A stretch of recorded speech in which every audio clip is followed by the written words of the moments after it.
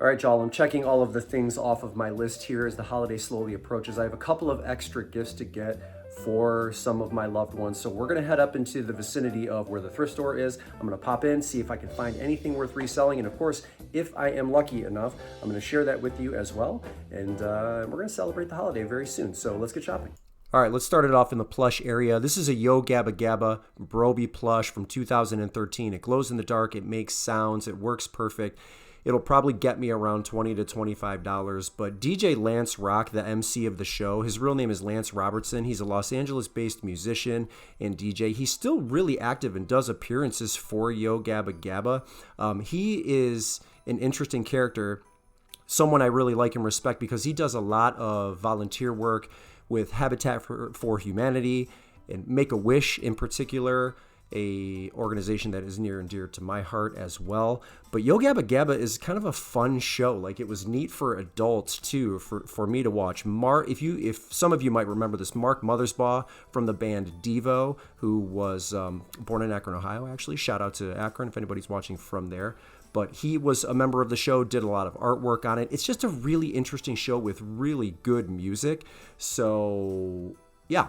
It's one of the things where if you find something Yo Gabba Gabba related, they have electronic boom boxes that you can look for. Some of the toys sell really well, but Yo Gabba Gabba is still a bolo, things that resellers should be looking for. Again, not everything's going to make you money, but that plush that I just found right there, $20 to $25, I like it, and I really didn't see anything else in this plush bin that struck my fancy. So let's roll with Broby and we'll move on. Jumped over to some fresh racks and pulled this H&M Keith Haring collaboration all over print white button down shirt in great condition. One of the things I need to check sort of instantly when I get anything that's white is the armpits to see if there's any stains. This looks very clean. No stains on the front, no stains on the back, no stains on the pit, even though the lighting in the store isn't really good. Very clean, and has his art imprinted all over the front and all over the back. This was a collaboration from H&M that sold really well, and it still continues to do so. So I'm going to list this one at $35. There are still enough very good comparable sales to go on and make a good at least an accurate pricing decision. So I'm going to stick with that. There were lots of solds, not just in that style, but just a good amount of those shirts turning up in the stores. And then I found this Anthropology brand Holding Horses, size medium, like crushed velvet, rust colored shirt.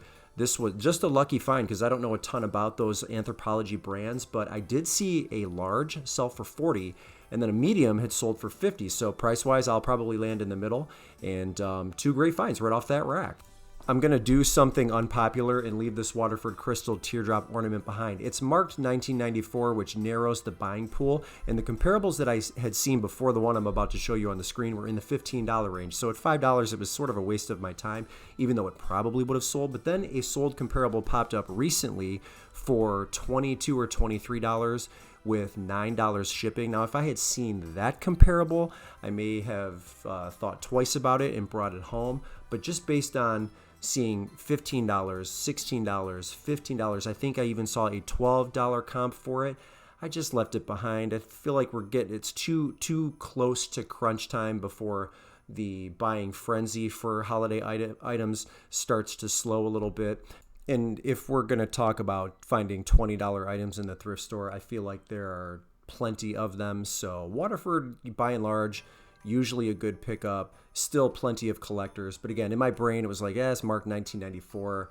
This really narrows the buying pool. So I'm just going to leave it behind. If you're local and you picked it up, maybe list it for $20 to $25. Maybe you'll get lucky. Who knows? See what else is on the Christmas holiday racks. I don't see much else.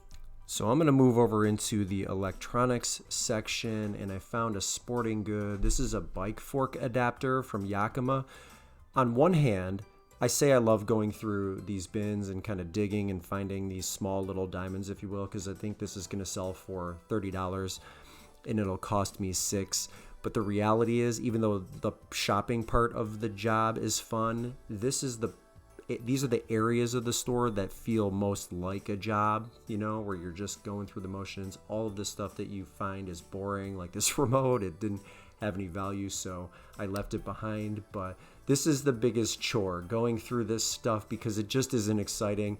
but it adds up. $20, $25, $30. The bike, and who was pricing that at $6? Like, who even thought to price that at $6? Normally, a small accessory like that would be like $1.99 or $2.99. I don't know how it would be in your area, because I know in a lot of other areas in the U.S., I'm in the middle of Ohio, they price everything ridiculous and out of control. So I guess it just depends in my area, like who has the price gun sometimes, depending on like what area I'm in, what store I'm in,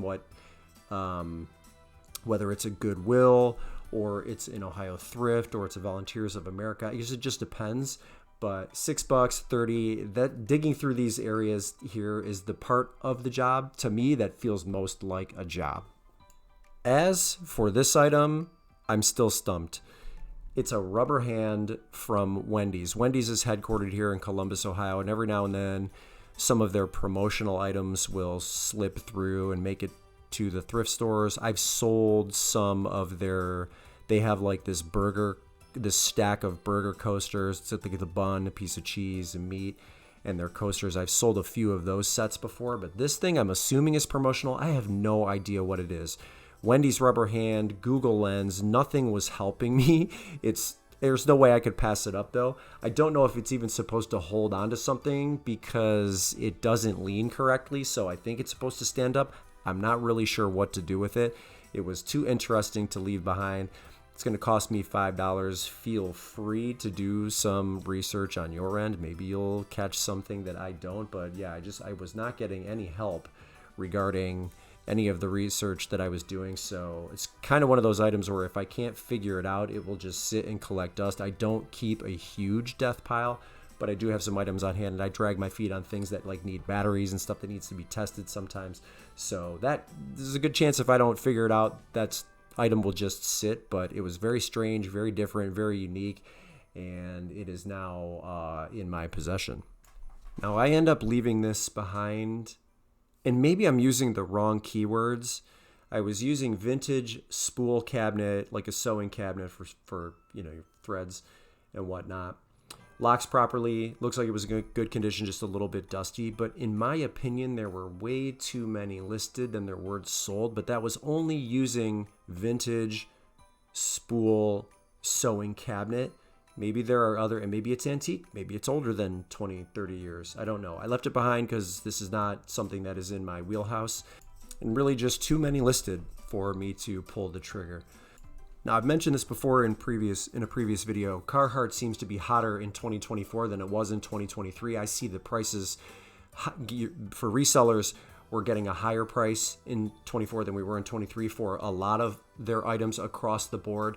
This is a fleece, so it's not one of their standard jackets.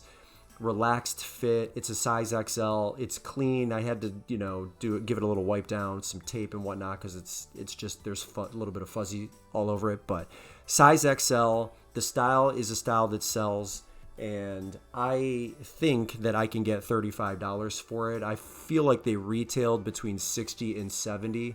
So Carhartt, in my opinion, with interest increasing this year, I'm going to grab that, even though, again, it's not one of their standard items. But I think I get $35 for it. If it were maybe one of the tan colors, I may even push it to $40. But I'll be satisfied with $35 on that. I think the fleeces in this store, like in between $5, $6, $7. This is something I should know a million times over by now, but I pay very little attention to it. And I expect the prices to increase. But let's say $35 for that Carhartt, playing on the fact that Carhartt is more popular this year. Next thing I'm going to grab. This is a vintage Tampa Bay Buccaneers jersey. Derek Brooks is the player. It's a black jersey variant. Usually, I feel like this is maybe one of the alternate jerseys that they've used back in the day, number 55. It's a size 2XL, and the last 2XL in this exact style Derek Brooks jersey sold for $80. So when I saw that, I definitely thought, okay, I'm going to pick this up and I'm going to list it for $80 as well. So that's what I've got it up for. It's in pretty good condition. I think it's authentic. Again, with jerseys, the strange thing about jerseys is the stitching, and I have said this before, but it bears repeating.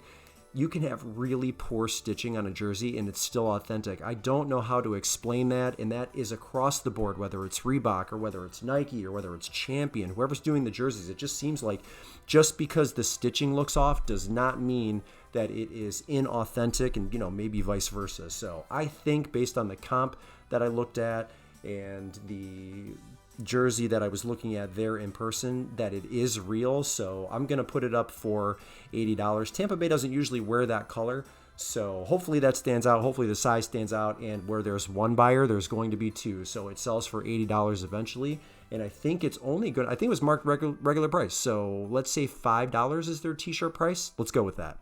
Next item is a Kate Spade bag. This was in too nice of a condition to leave behind. The style is Felix. It's a small Felix, so it goes about 12 inches across the bottom, maybe 9 inches in height, not including the straps, of course, but it was in like new condition on the inside, and the exterior looks good. The hardware components look good, and even the straps in good shape. So I'm going to price this at, I think, $50, which is going to be on the high side. It's an indigo navy blue color. I didn't see a sold comp that was in that exact color, but the style does sell. I mean, the bag is just and it photographed well. It's listed $50, I think. I can sell it between 40 and 50. It's just such a nice bag in excellent condition. So don't know much about it otherwise, and I'm not like the most skilled when it comes to looking at bags and determining just by the eye test if it's something that has value or not, but I am trying to get better at it. I have listed more, I think, this year than I did last year, and then hopefully that trend continues into 2025. So women's in general, just trying to get a little bit better at all things across the board, clothing, whatnot. Anyway, next thing here, this is a Sterkowski hat. Corduroy hat, was brand new with tags. This will be a brand new to me brand, and so hopefully it is new to you as well. I see a lot of the solds coming from Poland. It looks like this is a Poland hat maker, and the style I believe was called the Fiddler. If it's not, I'll put them. The comps will be on the screen for you. But I didn't see a corduroy style, but these sell regularly in the $50 to $60 range. So that's where I'm going to price this at. Again, got to run some lint roller over it or some tape, but brand new with tags, size 56, which I think was like 22 centimeters. Okay, let's talk about vintage Furby babies. Now, if you look at eBay right now and you search that term, you'll see around 250 active results, but if you sort by sold, you'll see 350 sold. For whatever reason, Furbies right now, especially these vintage ones, are super hot. This one here has some pink skin, some white skin, and then a blue tail and blue hair. I have mine listed for $90, which is going to be on the high side. I sold a new one in this exact style, sell for $70. So I'm shooting high because of that current listings to solds ratio. I can't explain what the craze is, but if you're looking for some of the easiest money in reselling, this could be one of those items right now. I got it home, tested it, it worked perfect. Again, I have it listed at $90, probably more likely to sell in the $60, $70 range, but because of that ratio, I'm shooting for the stars. And that is it for today. I hope you enjoyed those pickups. That's all I have for you today. Thank you so much for tuning in, as always, and your continued support. I hope you have a wonderful holiday season. We'll catch up sometime here in the near future.